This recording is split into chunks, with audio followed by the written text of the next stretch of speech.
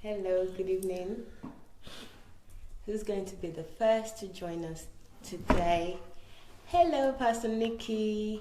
Hello, Shegun Fatima. Good evening. Rochelle White. Good evening. Good evening, guys. Welcome.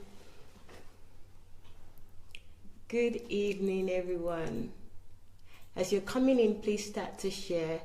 Hello, Patty. How are you? Good.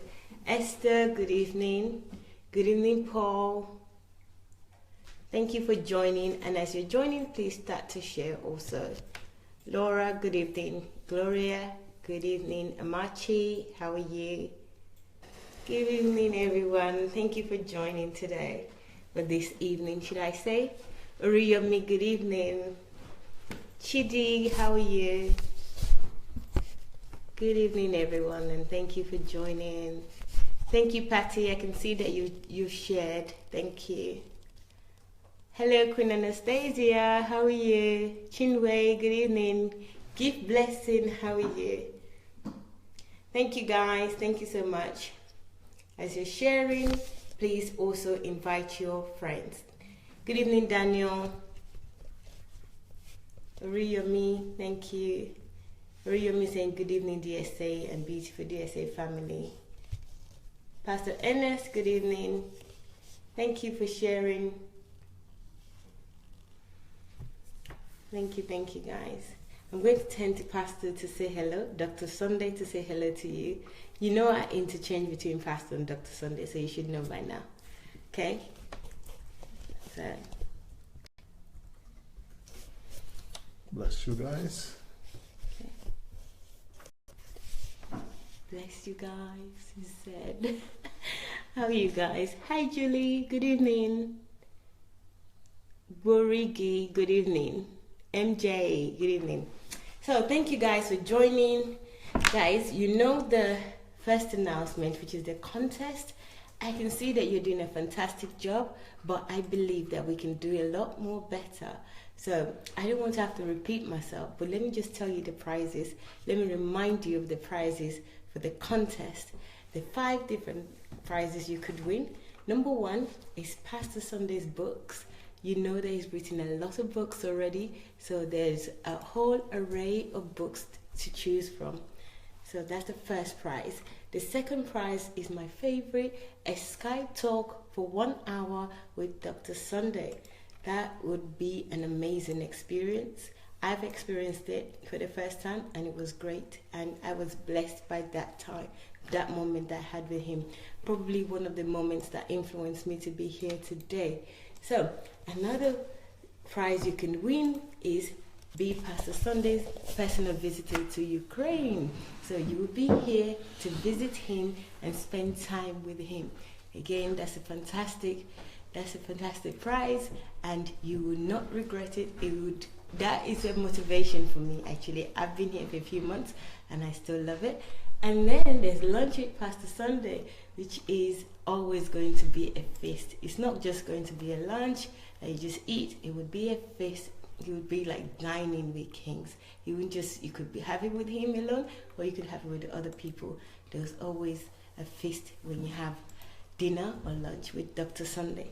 And then the 5th one is a personal question time, much like what we've been having for the last few weeks, but it would be your personal question time. You can ask him any question that you want for a whole hour. You spend time with him. So those are the prizes for the contest, and there are 8 categories. There's something for everyone, so there's no way that you would ever miss out or feel like you're not included. This is a great contest, and it's all about promoting the teaching of Dr. Sunday, telling us what you're doing with yourself, letting us know if you're one of the great doers, if you've achieved the project that you want us to know about. Also, letting us know if you understand the 7 scale, the 11 actually, gratitude scale. You can always tell us the top 3. So if you can describe the top 3 and then align it with what you've done, also that would be fantastic. And then followers of Dr. Sunday. So there are 8 categories. I don't want to go into it or one by one, or maybe I should actually, let me do that. Let me go into it one by one. Okay, because it might help somebody out there. Not assuming that you've all seen this contest, but let me tell you where you will find the contest. It's on all the pages that DSA's name is on, or is related to Dr. Sunday, and it's also on this page that you're watching from. But let me tell you what the categories are. The first category is 7 best doers, which is people who've accomplished the most projects after the teachings of Pastor Sunday. So if you've done anything, maybe you started your own website, your own talk show, or maybe you've written a book or two. I know a few people that have, so that's why I'm mentioning that. So if you've been a doer, you've achieved something, you've set up a business that you've always wanted to set up, but you were pushed or encouraged by Dr. Sunday's teaching, then this is a category for you. Just document that and send that to us. Then second one is 7 most grateful performer. There's a gratitude scale, which is really interesting, and I think you should check it out. Even just for the knowledge of the different gratitude scale, it's really important that you check this out. If you can tell us the top 3 gratitude scales and what you've done, what you've done to align yourself with the top 3 of the gratitude scale, that would be fantastic. Send that to us so that you can enter the contest and we'll be able to see what you've done. And then there's number 3, which is 6 most zealous book reader. If you're a book reader or you've read a lot of Dr. Sunday's book, even if you're not a book reader but you've read Dr. Sunday's book, then I would say you're a zealous person. So let's see what books you've read and tell us about the book, the values in the book, what you've learned and how you've used those values. And then there is another one, which is 6 best followers or students of Dr. Sunday's. These are people who've listened to the largest amount of Dr. Sunday's teachings. That would be all of us. Everyone on this platform should be in this category, because if you come in day out to listen to him, you've listened to quite a lot of his teachings. And if you've been on his YouTube, which is Sunday Adelaja Official, or his blog, which is sundayadelajablog.com, then you would have been able to enter into any of this by telling us exactly what you've learned and just documenting that and sending us to enter for this category. And then there is another category, number 5, which is 6 DSA teachings promoter. So this one is about DSA teaching promoter. It's not just DSA, as you know. I don't want to repeat myself on that, but you know already it's about the teaching, it's about Kingdom of God, it's about nation, it's about you.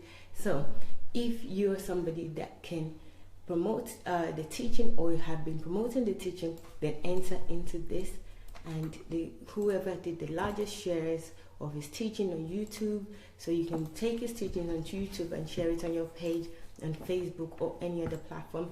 And if you can document that, then again you can enter into this category. Then there's another one, which is number 6. I'm losing my breath. There's so much to do, so much to know. And then number 6, 7 best creator of 5-minute video of lessons from DSA's teaching. This can be done by everybody again. Just get a camera, get in front of the camera, and just tell us about his teaching that most inspired you, or you like other people to know. So send that to us, 5 minutes video. That would be great. And then there's number 7, which is 5 best video biography. This one will be fun because, you know, Dr. Sunday's life has been so colorful, although a little bit sad right from the beginning, but you know, good and bad works for good. It works for God's purpose, as we learned yesterday. So this biography would be fun. If you can tell his stories. He's told his stories so many times in his teachings, and also there's a particular book that you can get to get the information that you need in order to do this, which is the book titled Olorunwa. That's his biography. So if you can get that book, or you've already got the book, you can use it to create your video, or you can just listen to some of his teaching. In the last few weeks, he's mentioned in detail about his life and his upbringing, so you would have something to go back to reference. So, and then there is the final category, which is number 8, which is about the Essay Golden Jubilee. Yay! So this is for the person or the people, because 6 people can win this. Outstanding DSA Golden Jubilee congratulatory message. So if you send a message to me, or I would say you should start new messages just to fit into this category. An outstanding message to Dr. Sunday and congratulating him about his birthday, his golden jubilee, which I can't wait. I can't keep calm for. It's coming up very soon, or we're celebrating already. So if you're one of those people that can actually do either any format, you can do a video, you can do a written testimonials or congratulatory message, send it to us. Let's see, and then you will be entered to this category. So that's it, guys. That's the contest. But the information is on all the pages and platforms that Dr. Sunday's group is on. So there you go. So guys, let's see what you guys are saying before we start the questioning this evening. So Afolabi, good evening. MJ, good evening. Again, Deborah Cole, good evening. Doris, good evening. Doris is saying good evening, sir. Okay. I think you've all said hello. Laulu, good evening, and thank you for sharing. Thank you guys. Yetunde, good evening. Fumi, good evening. MJ, Chisandra, how are you? Good evening. I don't know what's going on. Since yesterday, I've not been able to join in on Facebook Live. It's always frozen and help, guys. Okay, it's okay here. The service seems fine. So it might be your network, MJ. Hello, Kate. Thank you for joining. Joyce, good evening. Okay. Bumi, good evening. Good evening. Okay. So let's get started for today. So let me quickly summarize yesterday. Yesterday was really interesting. Not that every day is not interesting. You know by now that I say that all the time. For each day, it just seems to be another height of understanding, knowledge, wisdom that is impacted on me, and I'm sure on one or two people out there too. So yesterday we finished with a question about DSA. This question was really interesting because the person was saying DSA is being a superstar and well known all around. The first part of it is the first part of it was asking about him being a superstar for Jesus, and if he's happy and how he feels about all his accomplishments.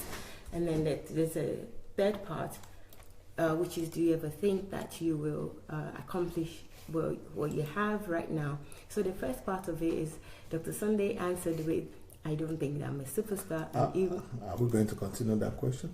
Yes, we will continue. That particular question? No, if we have finished it, then just let's go to another one with that. Okay. Let them go watch it. Okay. I think Dr. Sunday is tired of my summary.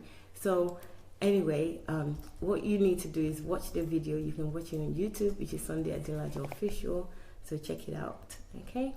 And what I just wanted to say is that good and bad is all good. That's the important thing about this question, because I asked a follow-up question after that, and it was really interesting. So check it out. Check it out. Okay. All right. So let's start today with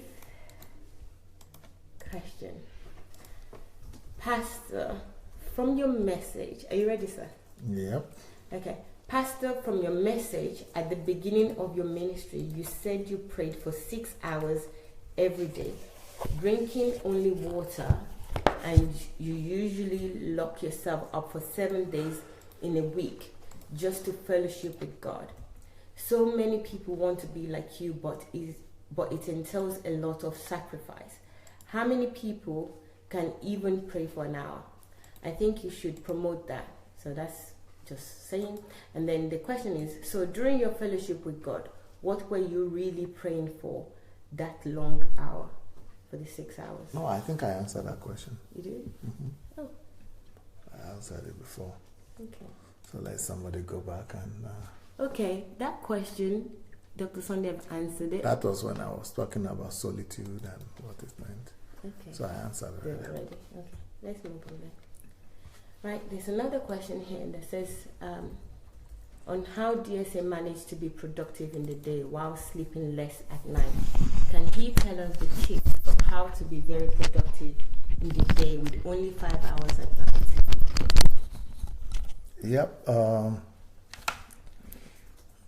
For me, I personally believe that anybody should have as much night rest as he needs to function during the day. It is not DSA's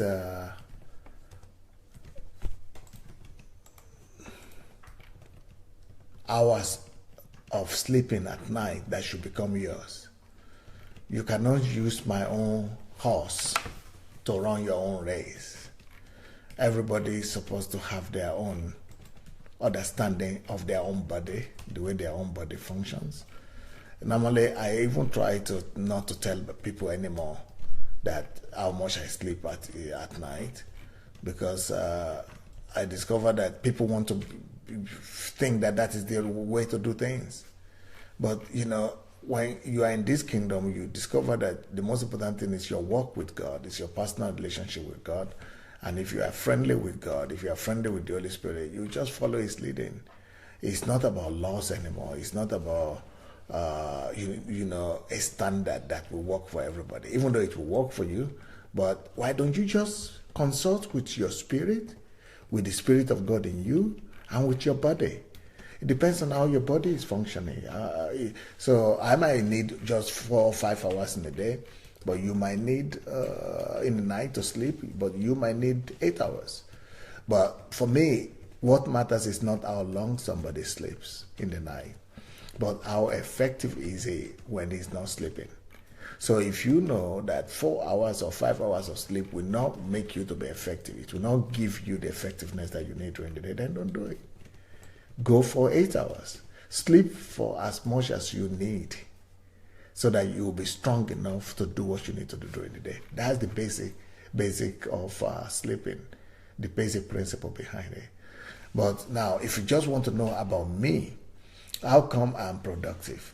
Normally, I sleep straight, at night, just uninterrupted sleep, only 4 hours. Then sometimes I could, after doing some things, I could still take another hour. Like, for example, let's say I wake up at 5 o'clock. I went to bed at 4, woke up at 5. I could work till 6 or 7. Then if I don't have any urgent thing to do early in the morning, I could take another nap, another 1 hour. So it's right there in the day, in the morning, after waking up. So before I start my day. So sometimes it works out like that. But even if it doesn't work out like that for me to take another 1 hour in the morning, what I do sometimes is that during the day, I find an opportunity to take the super nap. Either because I have a driver, or I have drivers or assistants. So when I'm going to town, I try to sleep in the car sometimes.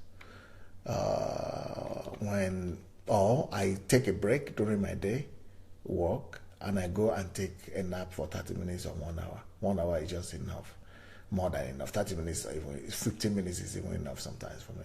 Just a little. So that is enough to take me till 1 o'clock or 2 o'clock the whole day again, the whole night. So that's how I do it.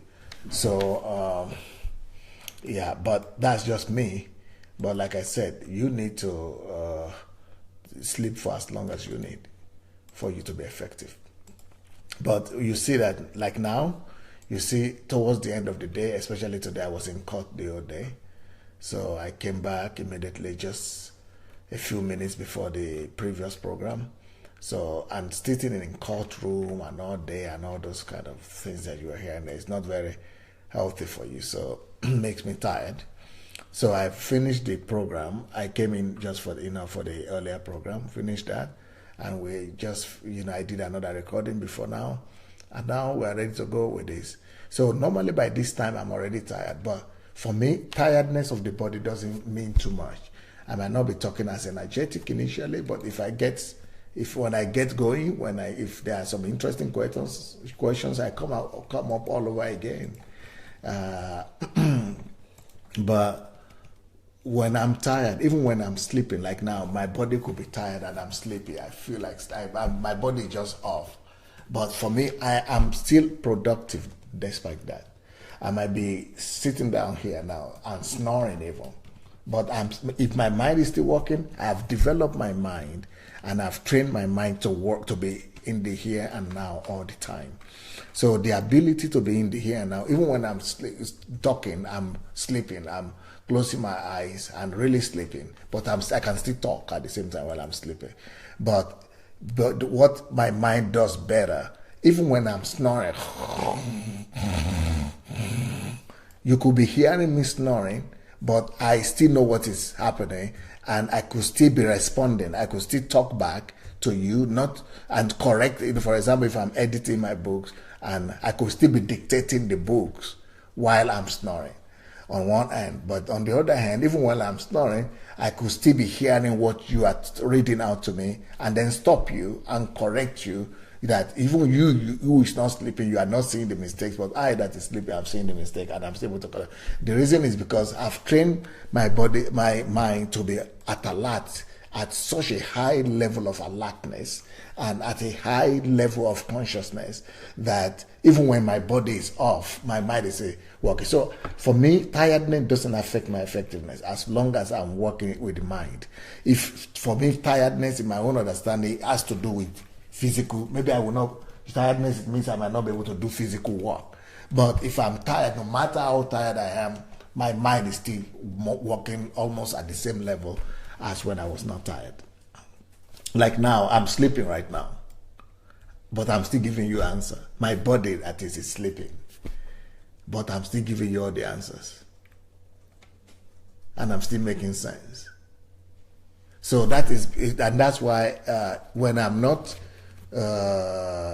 when I'm at a lot, when I'm during the day working, for me it's like a waste of time just to sit down somewhere and be doing just one thing. I can, that's why I can combine 2-3 things to do at the same time because of that high level of concentration and high level of consciousness. That is what Sir Isaac Newton was talking about, and that's what he says about genius. He says genius is a concentration of thought in a certain direction. That's not quite the accurate quotation, but the idea is that when you are able to hold on your thought, your consciousness, and hold on a subject and concentrate on it for so long, the longer you're able to concentrate your thought and your mind, because for average people, they cannot concentrate their attention level for more than 2 minutes. Every 2 minutes you have to think about something. Every 2 minutes your mind flies away. But people who have disciplined themselves to be able to concentrate and hold on their concentration level for as long as, not 2 minutes, maybe as long as possible, they are the people who become genius, because they have trained their mind, their consciousness, their concentration level to be able to develop, so they can research any subject until they get to the root of it. So concentration and the habit of being here and now, being the here and now, has really helped me. So I don't daydream. My mind doesn't fly away. You can never see me say, oh, what did you say? Oh, I lost it. Or I thought about something. My mind doesn't wander away. I've disciplined myself to have my mind and my concentration to be in the here and now most of the time. So I think that has been helpful. Yes. Wow. I'm really surprised again by that answer, but I'm not surprised about some things because I've witnessed it. When the editors are reading the book out and he's really literally snoring, he would say, no, stop that, wake up, stop. No, you should say something else. And I used to, when I first came here, I used to look at him and say, what's going on? Is this person human? How can he wake up just after I can hear him snoring and hear what the person is reading to correct it? That really freaked me out, but it doesn't anymore. I'm used to it. I see it all the time. So, but the important thing about this is that this is a leader that is saying that don't worry about what I do in terms of my sleeping pattern. My sleeping pattern is according to my body and what I have trained myself to develop. So, worry about you. Get to know your sleeping pattern. And secondly, understand that even if you are awake, if you're not productive, then you might as well be sleeping. So that's the key for me here. So it's not about copying how long he sleeps so that you sleep 4 hours. But what if you're awake and you're not productive? You have to combine productivity with the time that you're awake. Each hour that you're awake, it has to be an hour that yields you towards your goals, so towards your purpose in life. So the key here is get to know your body, get to know your health. Don't try to be like Dr. Sunday. Be who you are. Learn to know what your body requires for you to be productive throughout the day. So it could be you need less or you even need more time. But when you wake up, you can do so many things. So that's the key here that I have learned. And I hope that you have learned something too, or even more. Somebody asked that the question was a follow-up question, that how do you train yourself that way? How did you do it? I have a book that is called How to Be in the Here and Now. That book is coming out soon. That book is going to be coming out on my 50th birthday. So I will advise the person to get the book, How to Be in the Here and Now. And also to get another book that is going to be called I'm a Person, Am I a Personality? Those two books will really open your eyes and give you understanding on how to do this. Okay, it's all documented. Isn't that even better than you just hearing this? Because getting a book and reading and knowing, okay, this is not what you need to do is far, far, far more greater than just being recorded and just saying it. So this is it, How to Be in the Here and Now. And there's another book, sir, I've just forgotten that book that you just mentioned. 2 books, How to Be in the Here and Now, and then another one. So check it. What's the other one, sir? I'm a person. No, Am I a personality? Okay. How to Be in the Here and Now, and I Am a Person, Am I a Personality? Those 2 books will help you. They haven't been launched yet, but they will be launched by the end of this month. So please write those books down and get them if you want to learn how to discipline yourself or develop yourself so that you can be as productive as well. Here you are, documented. You can have it for life. You can save it and keep it and buy more for your children and your children's children. So there you go. Right, thank you for that. Next question, sir. What is your greatest desire for humanity? That is a very easy question and a very easy answer. My greatest desire for humanity is that humanity will come to know their Creator, that humanity will come to know the Christ and His principles is light, that the light of Christ will enlighten every heart.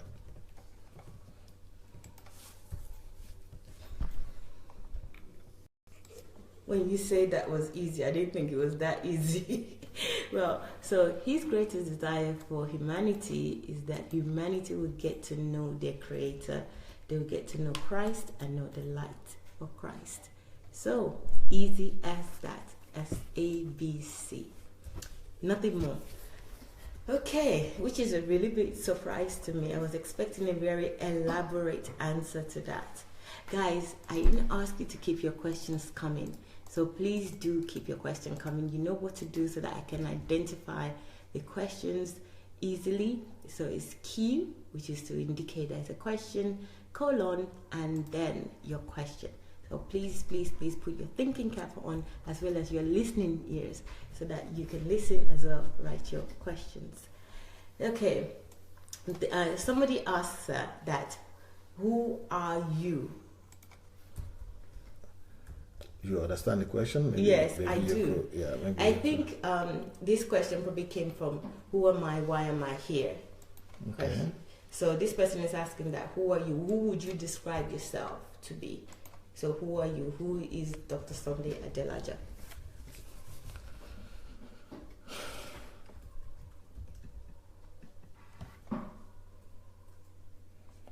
I would like to think that Dr. Sunday Adelaja or Pastor Sunday Adelaja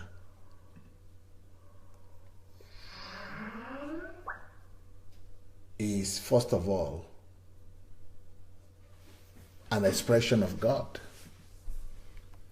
a reflection of God, an image of God.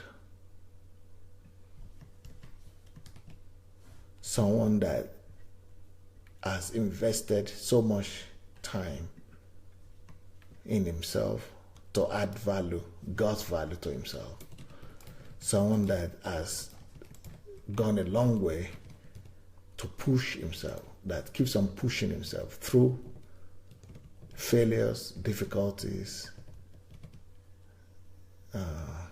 successes, but keeps on pushing himself to discover God in all his fullness.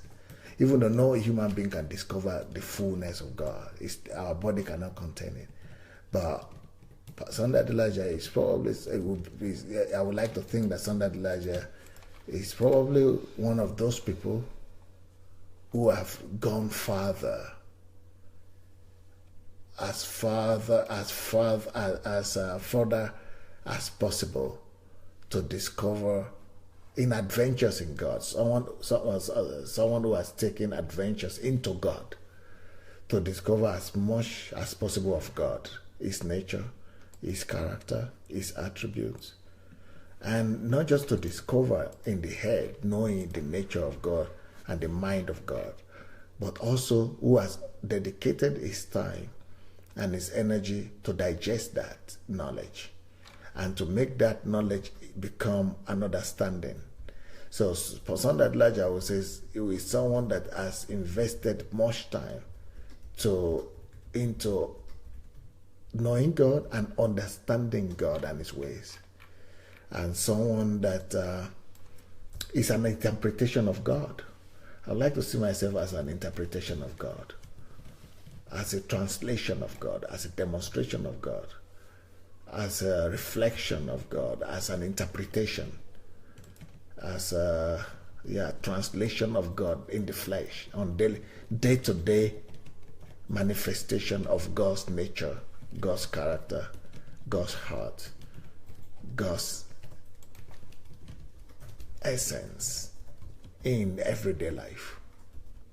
So I will just, if you want the description, the long description to be put into a few words, I would say I'm a God carrier and a kingdom imposer.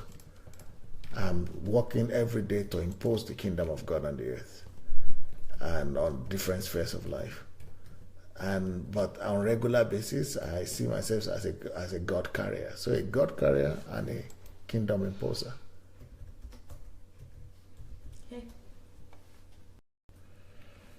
Okay, for that person that asked the question, and for all of us, Dr. Sunday sees himself as a God carrier, somebody that imposed the character of God here on earth, an image of God, someone who has invested time to get to know God and develop himself, and is still continuing to develop himself in God, in God's knowledge, in God's understanding, God's character, God's manifestation, a daily manifestation of God. That's quite a lot of God. This is somebody that is not afraid to get to know God and demonstrate God. That's what I'm hearing. I think maybe I will speak for myself personally, but a lot of us stay away from God because we think that it's such a height that you cannot attain. God is just so mighty, but it's really refreshing to hear somebody else says that he's reflecting God, he's getting to know God, he wants to understand God. I think this is probably one of the main reasons when I speak to people who are not Christians, that it's just too much to be a Christian, it's too hard, there's so many rules and this and that.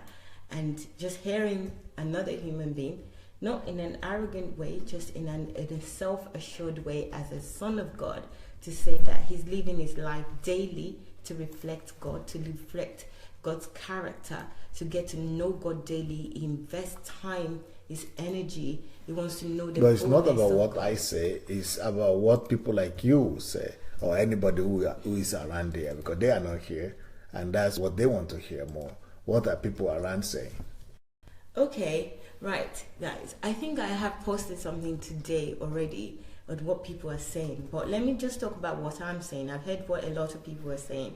I spent time with him a few months now. Yes, and yes, this is one of the reasons why I'm here. if I don't want to talk too much about myself, because this time is really precious, and I want everybody else also to gain from Dr. Sunday, not from what I've got to say. But in this instance, this characteristics that I see is not a characteristics that I've ever seen in anybody that I know. So that's one of the first things that attracted me to Dr. Sunday. What characteristics? The characteristics of Jesus. That's what I see. This is for me, when I first start to make sense of him in my head as a human being, it seemed to me, even up to now, that this is somebody that is acting Jesus like in the Bible, how Jesus is in the Bible, how it's written that Jesus' character is, how I imagine Jesus to be, is a human being on earth that is daily showing that characteristics. So I watched him, I hear him, I talk to him daily, on general basis, on things that are not even related to Christianity or religion, and his response to me is always pouring out like this is what Jesus would say. This is the only person that I know in my years that have ever showed me these characteristics, this behavior, these attributes of Jesus. So that's why I gravitated towards him. And also the fact that he just wants to free you. He just wants you to be liberated. He feels your pain. He feels your desires. He understands where you're coming from. He doesn't look down on anybody. Those are the things that I see. I read from the Bible that this is how Jesus is. And all those things were embodied in him, and I see him do this daily, day in, day out. I've watched him thinking that he's going to slip up somewhere. I'm going to watch this guy, something is going to happen somewhere. But no, to my, I would say, maybe surprise or even disappointment, because it's very hard to imagine a human being that is like that, because I haven't seen any. Even my parents or even people that I know that they love me very much, they haven't actually done a lot of the things or even respond in the way that he responds to situation. So that I can attest to, and I'm still attesting to, because I'm still here, and we'll see. I'm not a doubter, but it's just. Well, what about before you came? Well, before I came, again, this is the reason why I gravitated towards Dr. Sunday. Before I came, I just used to wonder, because what happens before I came here was I used to talk to him on Skype every now and then. And if I have questions, I had really, really tough questions to ask him. And he wasn't fazed by those questions, and he doesn't give me answers that I can ever envision or expect. So I started to really warm towards him, that I can ask him anything at all without feeling this is a pastor or this person wouldn't understand, and have the assurance that I'm going to get an answer that will give me peace. So it's not really just about the external or our interaction, it's about the internal, how I feel after speaking to him. It almost feels like when you pray and you have the peace that God have answered your prayer. So that's how I can explain it. That's my explanation. And then, I started just feeling so liberated in my day-to-day living, day-to-day life, and feeling content just because he's alive, just because he's there, as a human being. No other reason. And again, this is what Jesus is to me, is because he died for us, just because I know I'm a child of God, or I believe in Jesus, I take him as my Lord and personal Savior. Just knowing that he is there, I have that peace, that understanding that if I need anything, if I need to understand anything, any knowledge, any impartation of understanding, for me, understanding is more important. And he was there available to give it to me, and I go back feeling at peace, feeling at ease. And what happened to me was I was nicer. I was much nicer to other people. It was really that, like, Jesus came into my life. It wasn't the Christianity that I was living, where I was going to church, I was a Christian, but I wasn't nice. I didn't care about people. I didn't love people, and I don't care what they're doing. I'm always judging them and judging myself even more. And after speaking to him and getting to know him, listening to his teachings, I started to love people more, because he was showing so much love without any motives, nothing in exchange for that. So I was thinking, well, if he can do it, he inspired me to do that, which is what they're always preaching to me in church, but I couldn't attain. I wasn't able to do it because it didn't make sense to me. I was just reading about Jesus, the people around me, the pastors and the church, the leaders, and even other people, even me myself. I wasn't connecting, and from listening to him and his interaction also with me enabled me to be able to. So I was able to love people. I was happier. I wasn't judgmental. I started to understand God more, and I started to love Jesus more, and actually think that, right, Jesus is actually worth listening to, because this was in this book, the Bible, and this is now a real person that is personifying that. So that was my experience of him, and that's who I would say that he is. You know, sometimes I even have a slip of tongue where it says Pastor Jesus. It's not blasphemy. It's just, this is what is inside of me. This is what I see. This is what I know of him. This is my experience, and that's why I just say it. It's like my mouth is saying what I feel, what I believe inside, what I experience inside with him. So that's my experience. I'm sorry if I've taken your time with my own life and my own experience, but the question was asked, and I think I believe that it is right that I answer that question. Okay, thank you. So have I answered your question, sir? Yes, okay. Please. Okay.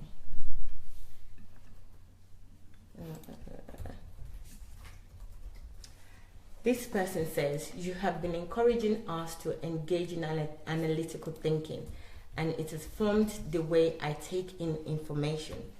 But engaging a Christian friends on why Christians in most churches are discouraged from applying their minds to their faith. He said that if Christians begin analyzing the origins of the faith, it might lead them to begin to question concepts at the core of Christianity, such as virgin birth, Trinity, resurrection, ascension. Would those stand the test of analytical thinking? So this person is asking if that would stand the test of analytical thinking. Okay. I think that's exactly the reason why they have to question everything, and why they have to engage in analytical thinking. You should not believe in something just because somebody else says so. You should not believe in God, in Christianity, just because that's what you are told. It should be your own conviction. As long as you are believing in Christ the way it has been related to you, not your own personal experience, you stand a good chance of falling away anytime. By the time there are questions that you cannot answer, by the time life situation throws challenges at you, you'll be defeated because you have not answered the question to yourself before the challenges come. So I think analytical thinking is not going to make you to lose your faith. And if it makes you to lose your faith, it means you didn't have that faith in the first place.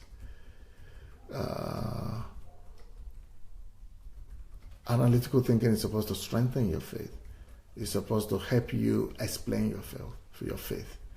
Analytical thinking is supposed to help you question everything, even what you believe, and then find the reasons why you believe it. That was a straightforward answer. And also, reading it, I was thinking that this person is saying that we suspend our brain because we don't want to find out the truth. But that's exactly what we should do, is find out the truth. So engaging in analytical thinking actually is the best thing, is the best way to find out the truth and the heart of God, if you can reason. But, you know, I love this answer because it says that you don't have to believe what somebody else says. So just because somebody comes to you and says, this is a Christ, your duty, your responsibility is to find out if this Christ is really true and this Christ is really what this person says they are. Don't take that person's word for it. You know, you need to experience the faith, the God in yourself, not what somebody else sold to you. And I think that's probably the problem we have, where we just listen to what maybe our parents says or what other people say about faith or a God without actually getting to know that God. So again, I thank the person that asked this question, but I also urge us to get to know God ourselves. Whatever anyone is telling us, it's not even just about God, about everything. Don't take that person's word for it. And coming from Dr. Sunday that teaches all the time, and spends his life teaching and investing on us, to say that don't take my words in a nutshell for it. Find out about this God, get to know him. Let that word that I speak be live in you too. Let the words in the Bible be live in you too. How fantastic is that? There's something wrong with the internet. Can you see? Okay, how fantastic can that be?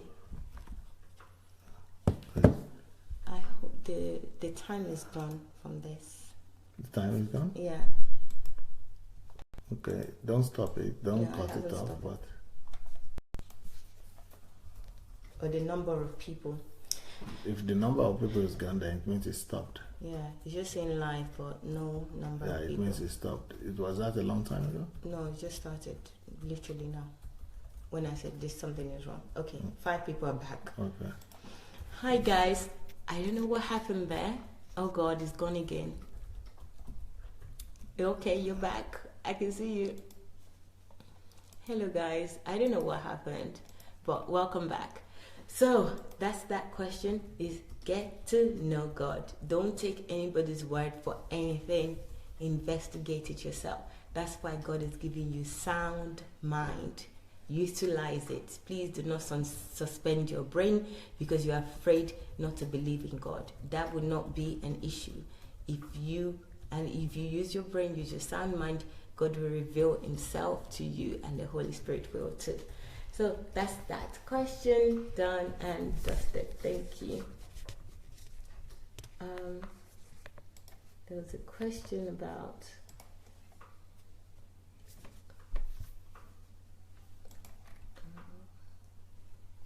Nigeria.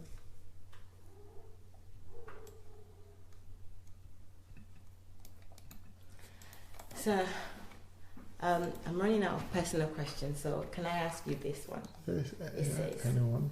what is your thought on the ongoing influx of Muslims immigrating into Europe, which is perceived as many as tactical Islamization of Europe? It is believed that as immigrants troops into Europe in their numbers, their eyes on the generous welfare systems and resources of European countries, as they procreate in their numbers, they would eventually outnumber their host, take over power through the polls, and impose Sharia law in Europe. And it is feared that the event might mark the beginning of the end, as the world will be thrown into darkness for who knows how long. How would you like to know your take? I would like to know your take on it. Well, I think even though there is a truth in that, but that might not be as fast and as quick as we are thinking. But I think there is a possibility of that happening. That's it. I could expatiate more on it. Please do, sir. What I'm going to say about this might be a little bit controversial, but I think the Europeans have themselves to blame because they cannot take a decision and they cannot be firm enough, and they are playing democracy and leniency and tolerance. Is tolerance taken too far? And I think they are going to be caught up in their own games. They are going to be caught up in their own tolerance game. What I think is that the end time scenario is being played out. I think it's not this. It's very, very sensitive things that I want to say, but sooner or later that will happen, because Europeans have rejected the faith of their fathers. Europeans have mainly rejected the Christianity that brought them the greatness they have and the civilization they are enjoying right now. And many of them have turned their back at the very same foundations that their countries are built on. So I think it's just like they themselves are asking for trouble. And they have embraced tolerance of everything and anything. And that's going to come back to bite Europe. But on the other hand, in the European past, it is not just Christianity they had. They also had other not very good things. I personally think that Europe is doomed, but it's not going to come as fast. But sooner or later it will come. The doom will come. I'm not sure that it is Islam that's going to take over, but most likely. Because Islamic people have ideology. And people who have ideology, they are normally ready to die for their ideology, and they are ready to kill or to die for what they believe. As a result of that, they are always more committed. At the same time, when the Islamic people are so fanatically committed, the Europeans are just the opposite. Europeans are laid back, and their culture and their doctrines, their philosophy right now, their humanism, and the humanism doctrine and the doctrine of tolerance has made Europeans to be weak, has made them to be laid back. And another trouble with Europe is that their men are almost non-existent. The European men have been reduced to vegetables in their homes. The men have just replaced the women. The men are almost the same as babysitters at home. It has gone to a place whereby it's almost an insult to the European mind now to say that the man is the head of the family. They will almost think it's an insult. They will think you are inferior, and you are from the Middle Ages, from the Dark Ages. And but without that foundation of men standing and being strong to be foundation, then there will be no foundation of families.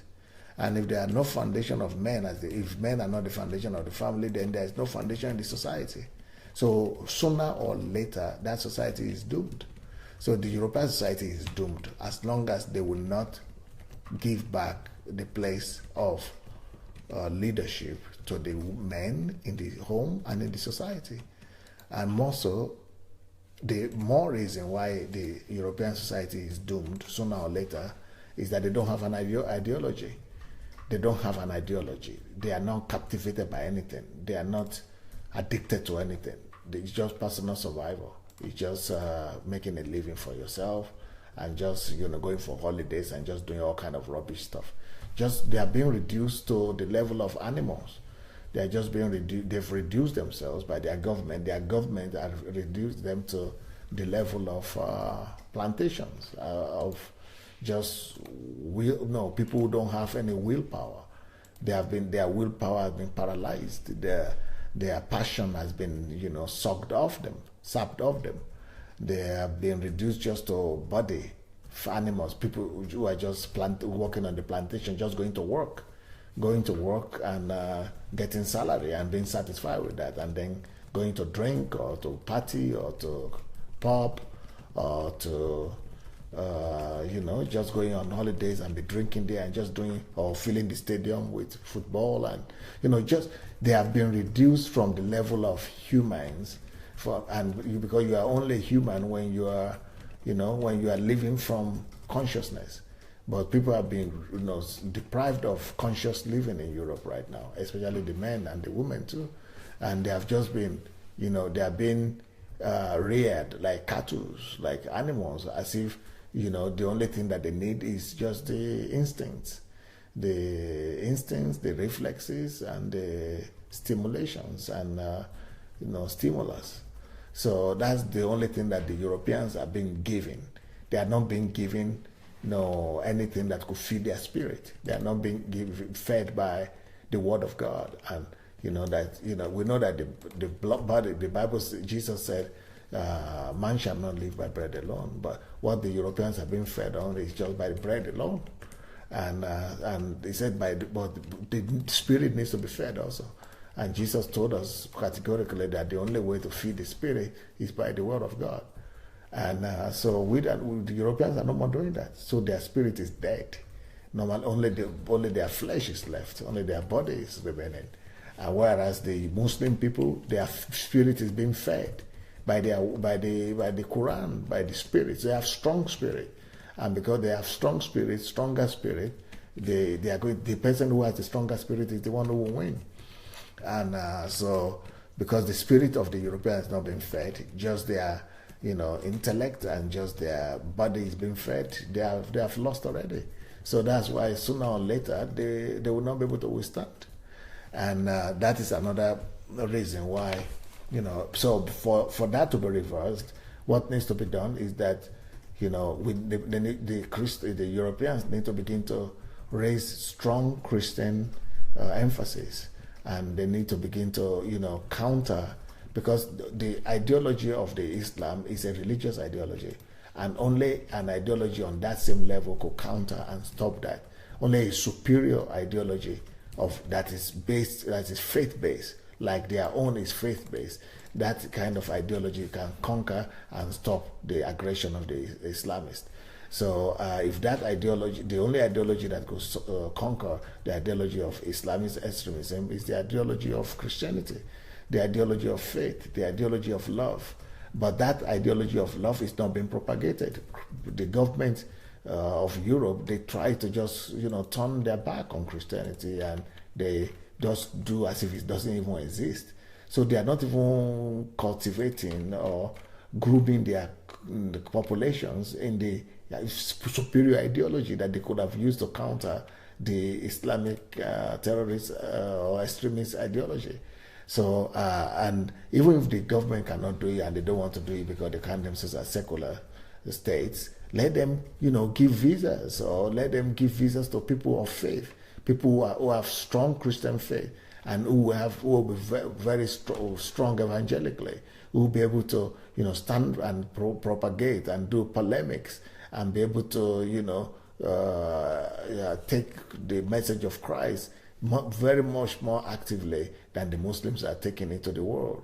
And then even when the Muslims are coming in, they should be meeting them with the gospel of Christ and with the gospel of love that is superior to what they are bringing, and use that to convert them, and to, even though they will be coming here, but they will be coming to become like us, like Europeans, like the Christians. But this way they are coming now. The Christians, Europe, they don't even have anything to meet with them, with. So they are not fit. They don't have. They are not equipped. The flesh or the mind is not enough to be able to counter this force of the spirit, and they have that. So, but another thing that is going to make Europe doomed is the fact that they are no more giving birth to children, and that is spreading all over Europe right now. It says that if any culture gives birth to less than 2 children per family, that culture will die off in the next a few hundred years. And European families now, the average number of children is less than 2 in most countries. So if it's less than 2, that's the end of the family. That's the end of the civilization.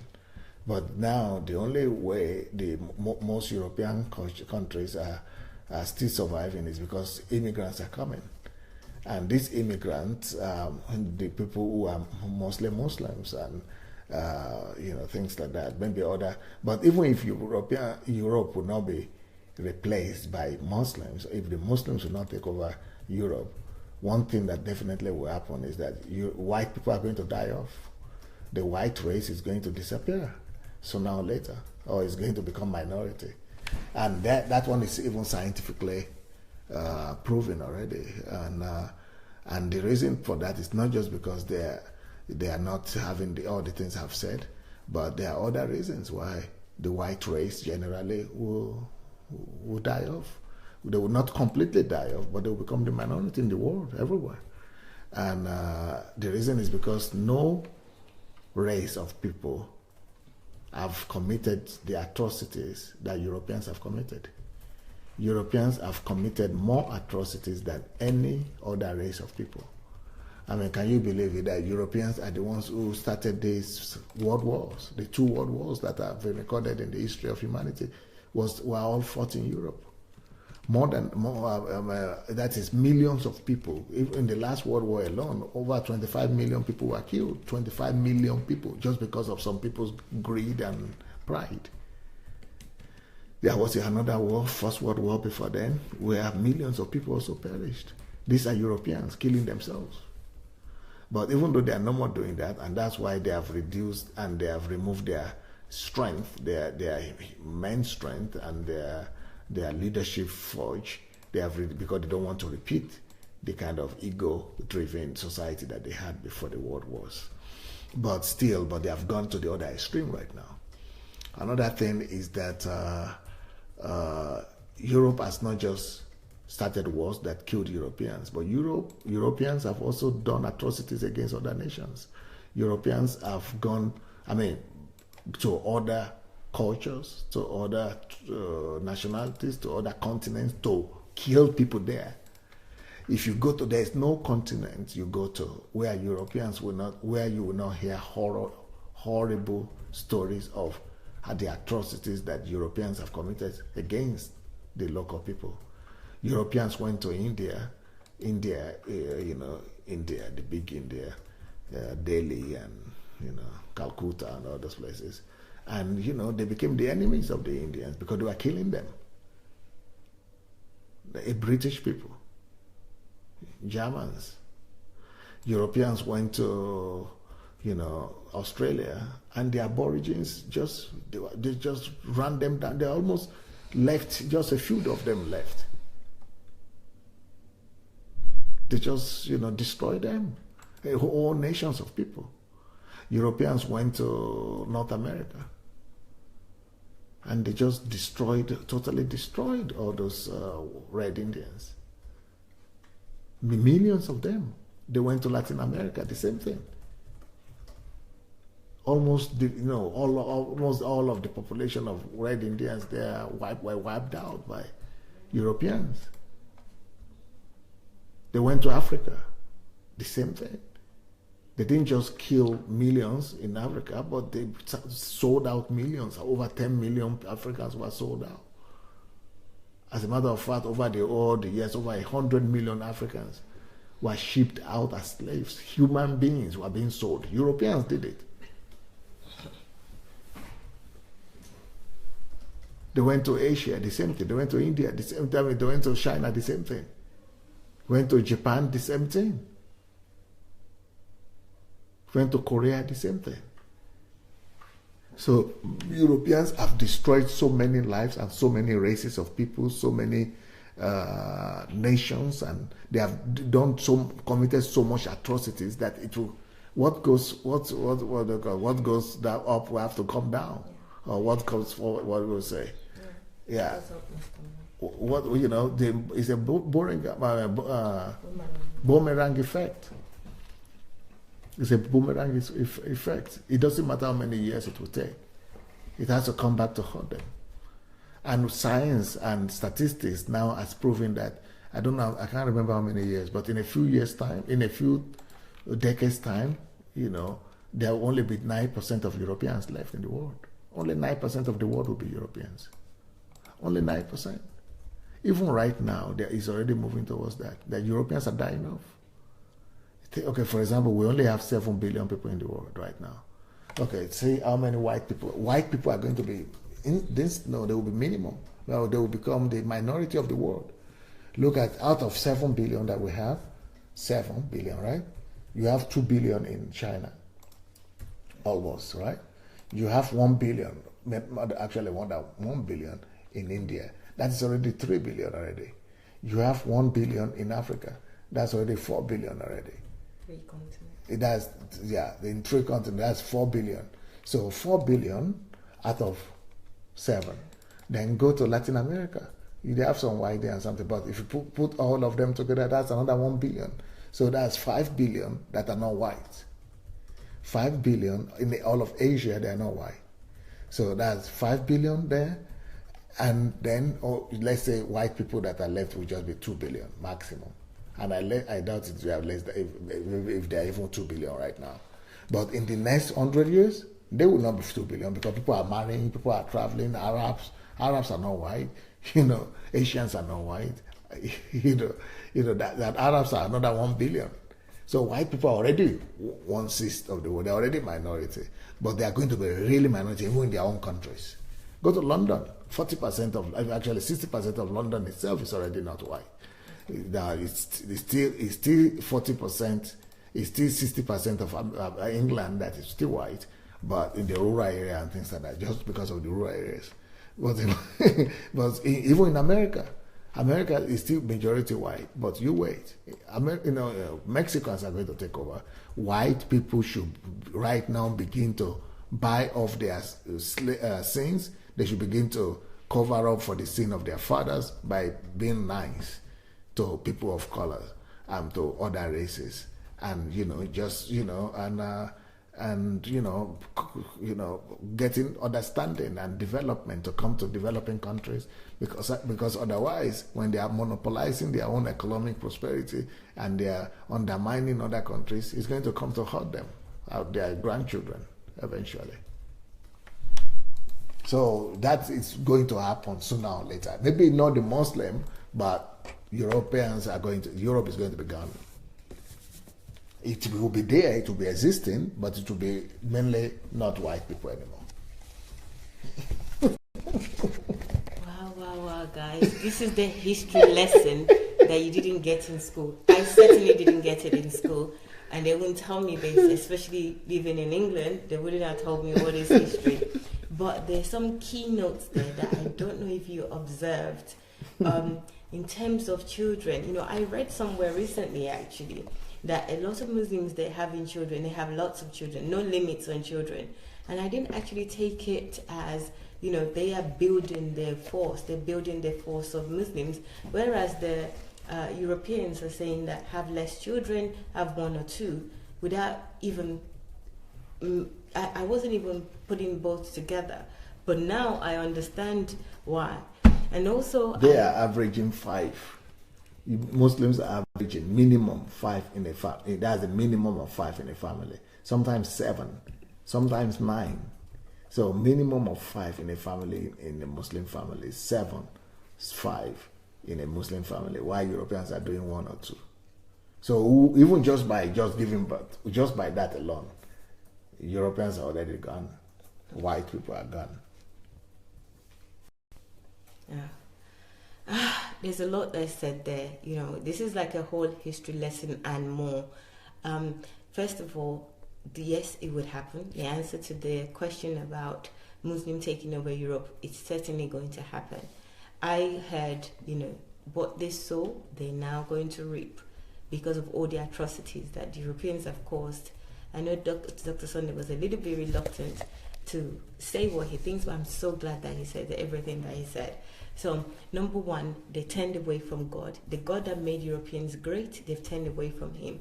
They don't even worship anything. So they're lukewarm. They're neither here nor there. So obviously, the ones that are strong in their faith, in what they believe, even if that faith is not the right faith or whatever belief is not right, it's still strong. They're still strong in it. So they will dominate. The one that is just lukewarm will not dominate. This is a great lesson for me in other things as well, not just about this. So I can use this understanding with other things. If I'm not strong in a certain area, the one that is stronger will dominate. So lesson 1. Lesson 2, turning away from God. That's a big thing. European wants to be friends with everybody. They don't even want to mention God in schools. So the children are not raised with any value. The value is just love this, love that, without the basis for that love, without showing them the examples of the faith or the belief system that gave them that, and which is lack of understanding, really. Thirdly, there are no fathers, there are no foundation. That's real key that I haven't been thinking about, but there was a reason for that, which is because of all the atrocities that they've caused. So they're trying to make up for it by being nice, and all the men in Europe, they're not strong. They are really, as Dr. Sunday described them, they are, what should I say, sissies. So they're not strong. There's no strong foundation. There are no fathers. If there are no fathers, then there's no foundation. Then obviously you expect the house to collapse, which is the Europeans. They eventually collapse. And yeah, ultimately for me, it's that what they sowed, they should reap, unfortunately.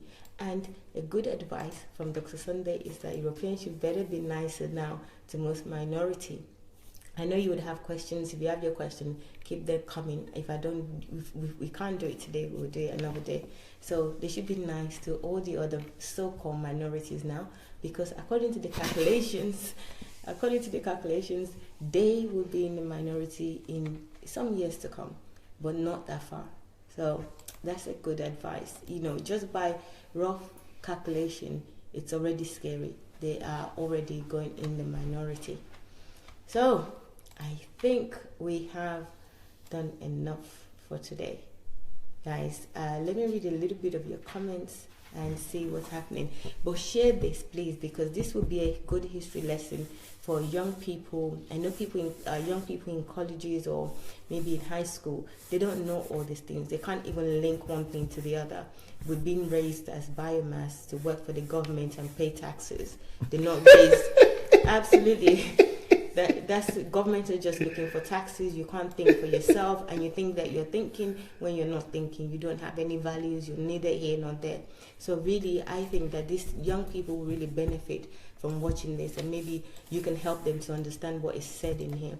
With young people, their brain works really fast, so they might have questions. If you have teenagers, let them watch it. If they have questions, let them have their question freely and ask it. If you don't know the answer, you can send them to us. If you don't ask in this section, you would ask Pastor Sunday, which is on Fridays. So keep them coming, okay? Right, let me read your comments. If I can read them properly. Let's see. Oh, I think I'll read it on my phone. Okay. Good evening, Pastor Adafa just joined us.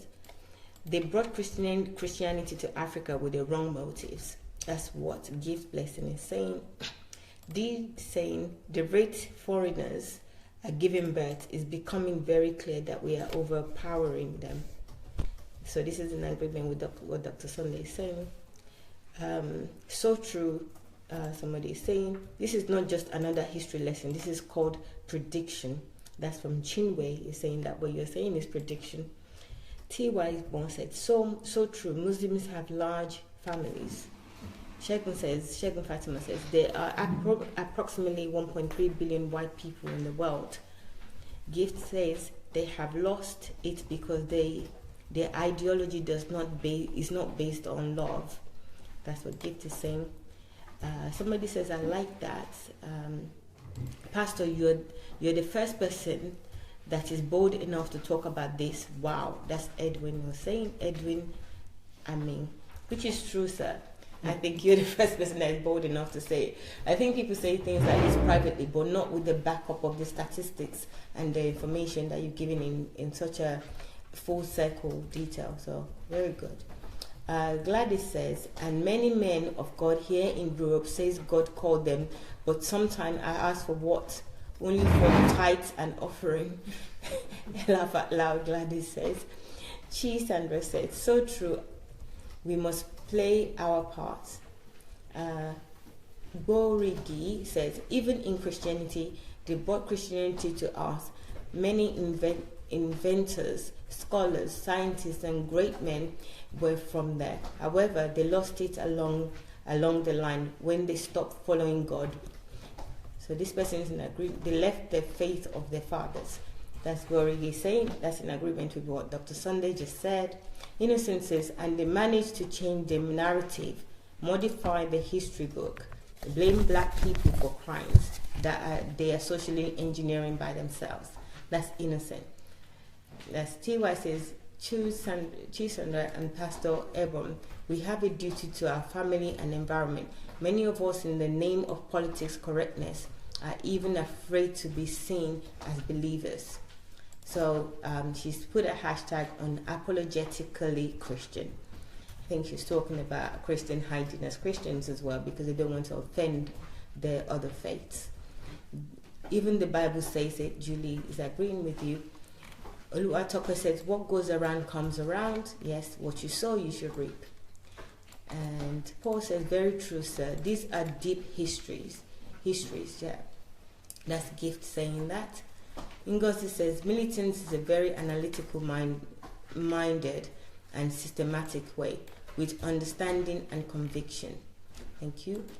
Sir, but that was then, many years ago. That's Borigi saying that, yeah.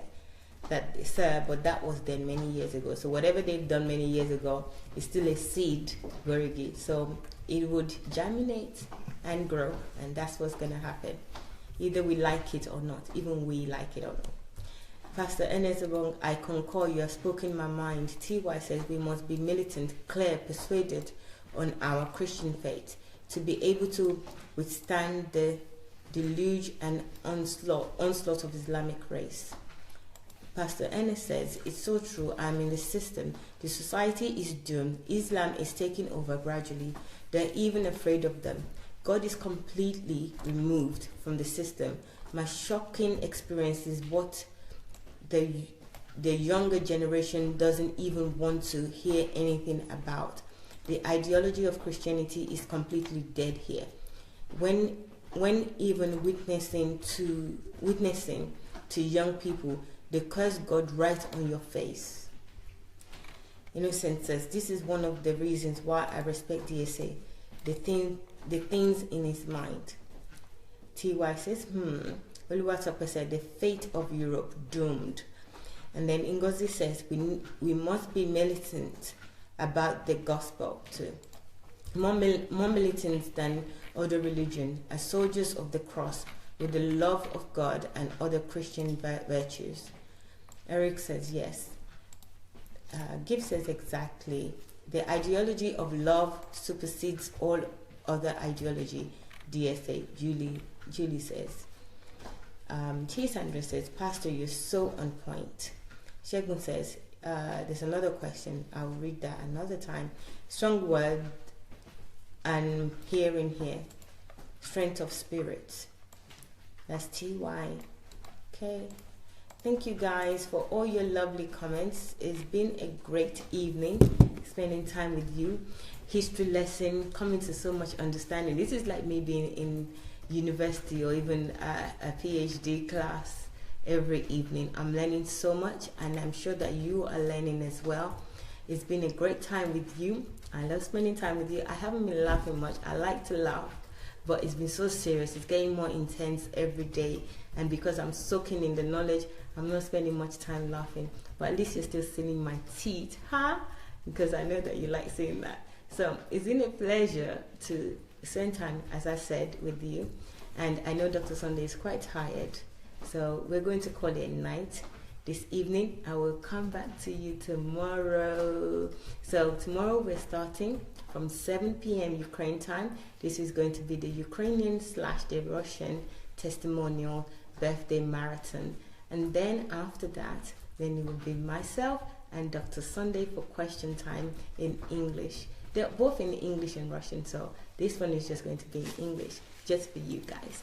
So we look forward to seeing you. Whatever you've missed is on YouTube already, so check out Dr. Sunday's page, or should I say channel on YouTube, which is Sunday Adelaja Official, and his blog, which is his website, is sundayadelajablog.com. And if you're interested in the Nigerian Transformation Project, I promised to ask one of the questions on Nigerian Transformation, but tomorrow I'll make it priority. I will do. So if you're interested in the Nigerian Transformation Project, just go to sundayadelajablog.com/Nigeria. The details are there, information you needed there, and the forms in there to join. Okay? So again, I thank you and I appreciate you for joining. I will see you again tomorrow. Have a blessed night. Good night.